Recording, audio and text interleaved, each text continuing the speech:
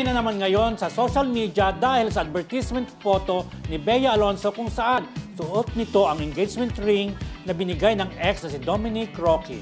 Nagkabalikan na kaya sila o baka late post lang ito sa inyong mga friendship?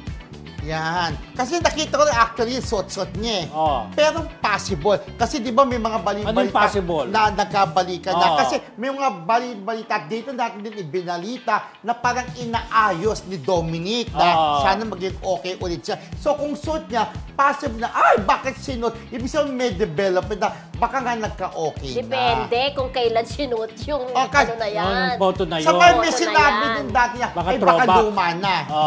Pero sana, happy ako kung talagang ibinalik ni Bea yung engagement ring na sinuot niya ulit na parang okay na sila ni Dominic. Sana kasi, di ba, binalita natin dito sa Maricel Academy na inaayos daw nila. Saka, di ba, minsan parang may permiso naman yung artista friendship na, o yan ang i-post nyo. Kanino ba yung, ano na yun, yung website na yun, ay yung yan account yung na yun? IG, Bea Alonzo IG. Oh, Ayan, Instagram niya. Hindi, Instagram. parang bash something friend yung ano, yung account. Yung account Nag-post, niya, hindi sa Bea Alonzo. Okay. Okay. So, pero parang, ano, parang ano sa basya eh, parang ganun eh. Basha. Oo. Basha. Basha Popoy. Yung pangalan niya sa merong ganun movie eh. Baka niya. business niya yun, hindi May kaya. IG na ganun eh, Basha and Basha. Yung movie niya ng Second Chance, Oo. di ba? Sumikat niyang character, di ba? Correct. So parang feeling ko, baka naman nagkabalikan talaga. Baka. Sana. Pero malalaman natin yan, di ba, sa susunod na mga araw kung talagang nagka-okay na. Kung true ang chika na dalawang beses nag-sleep over. Oo, may ganun din. Talaga May lang? ganun chika, Oo, di ba? diba? Oo.